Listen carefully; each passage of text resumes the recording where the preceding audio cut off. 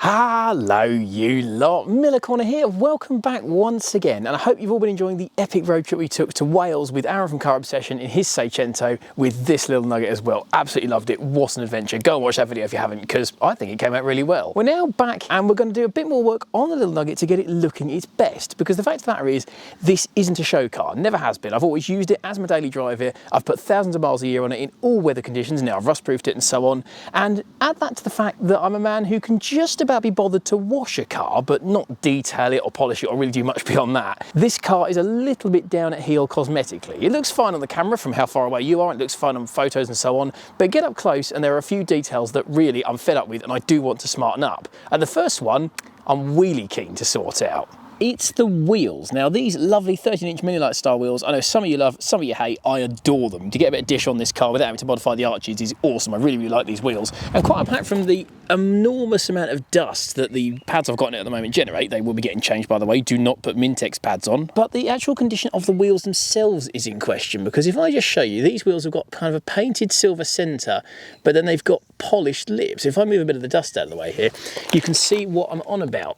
Particularly over the winter when we have salt on our roads in this country, the lip of the wheel ends up all corroded. These wheels have got lacquered lips on them and they all gradually corrode over time. You get this horrible kind of browny grey peeling edge going most of the way around this wheel. This is one of the worst ones.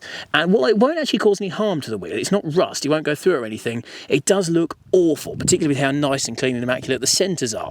So what I'm going to do first of all is whip these wheels off and get them refurbished. Just the lips, I'm happy with the silver centres, but I do want to get the edges recut so they're looking their best. Now I could show you me jacking the car up, changing the wheels, all that kind of thing, because I have got a spare set to put on here, but instead I'm just going to use the old faithful YouTuber snap. Oh, the ability to do that never fails to make me smile. And there we are. You might recognise these wheels from the first proper episode of Super Seicento, because these are my original 13-inch sporting wheels that we repainted satin black. They're still here, still looking awesome, and these are now going to be my winter wheels to save wear and other corrosion happening on the Mini-Lites. So I'm going to repaint these a rather more interesting colour come winter. I've got a couple of the Mini-Lites here so you can see. This is one of the rear ones that you've already seen. There is still loads of that corrosion around on the lip there.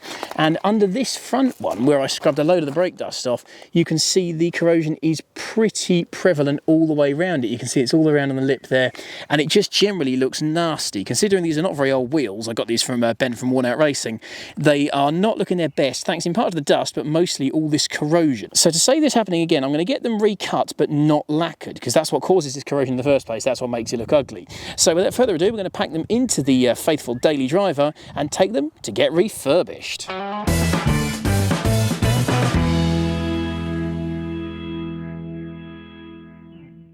Now that's done, the next thing I want to sort is the front lip, which for those of you that didn't see that video is actually off a Seat Leon Cupra R, with the middle bit cut out to make it narrow enough for a Seicento and then covered up by that bit there, which we kind of use as a joining plate.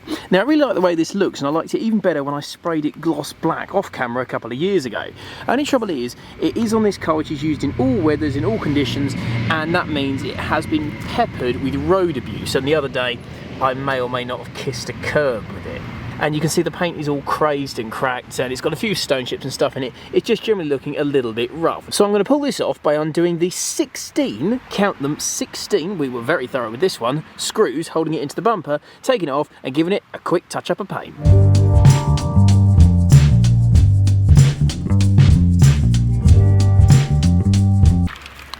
Etc.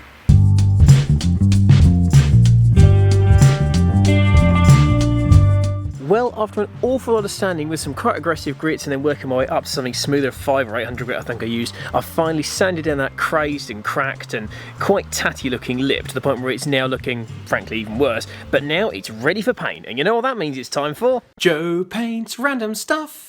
Do-do-do. Yep, and in this episode of Joe Paints Random Stuff, we are painting the front lip for the Super Seicento, which I've actually already painted once, but you never saw it on camera the first time. So this is the first time for you, but the second time for me, and the third time that we've had this off the car.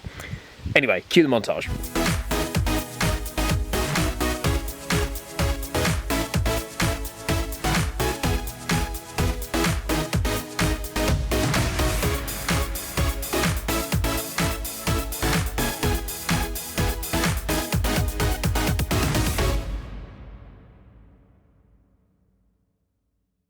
It's a few days later, the wheels are back, and they look incredible. I know there's not a huge difference to you on camera, but up close, for months and months, I've been kind of dreading looking at these wheels, all those horrible spots of corrosion all over them. If you've got nice polished wheels like this, don't daily drive them through a British winter. The salt will ruin them. So from now on, those wheels are going to be the winter wheels, but these ones are the rest of the year. They look awesome. And without further ado, I think we get them on the car, don't you?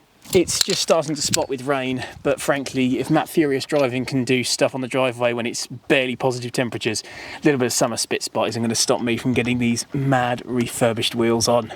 By the way, I haven't been driving around on the car with finger-tight wheel bolts. I literally just put the car on these wheels so I could move it around on the driveway because I haven't got any axle stands to hand at the moment. So rest assured, I've not been driving around with wheel bolts that even my weedy little arms could undo.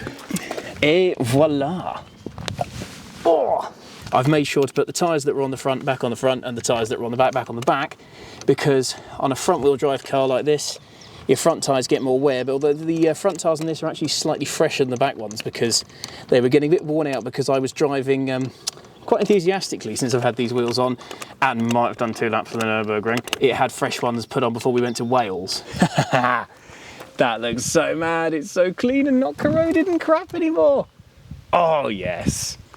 One more missing detail. Eagle-eyed viewer might have spotted these that I've got on the car now. Little present from my girlfriend, those. Oh yes. Nice little finishing touch there. I'm going to put the back one on, lower the car back down, tighten the bolts up on the ground, which you should always do, and then we'll get the full effect.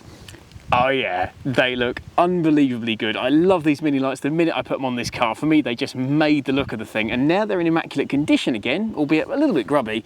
They look just the business. Absolutely adore them. The centres are staying silver for now. Down the line, I may paint them a different colour, but for now, just bask in the magnificence. Now, the reason why I'm not going to clean them any better is because this car needs a deep clean throughout. I'll be honest, I do adore this car and I do my best to keep it clean, but I'm not the kind of guy who's got the patience to do a full detail on a car. I'll spend 45 minutes to an hour washing it, drying it. Occasionally I'll put some ceramic instant wax stuff on it and I'll hoover the interior out, but I don't have the patience or the inclination to spend hours going over it with polishes and waxes. And as a result, this car looks okay and looks good in photos, but up close, it's not perfect. There's quite a lot of kind of washed out hazy bits in the paint. There are countless swirl marks in it. The harsh lights of the NEC really showed up quite how pale and cloudy the paint on this car's got. It's just that I haven't really maintained it. Let's leave the restoration of the bodywork of this car to someone who truly knows what they're doing.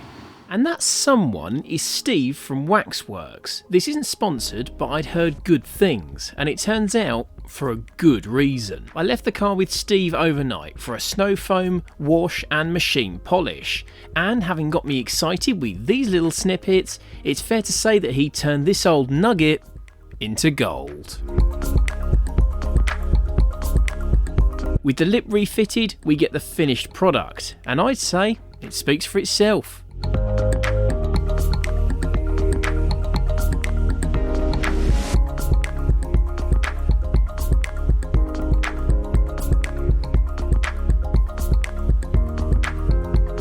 I'm chuffed with how this little car now looks. It's been overdue, this makeover, for ages, and now it looks the best I've ever had it. There's no time to admire it though. It's now due on a Classics World road trip that you'll get to see very soon. But now, as ever, thanks very much for watching everybody, and have a good one.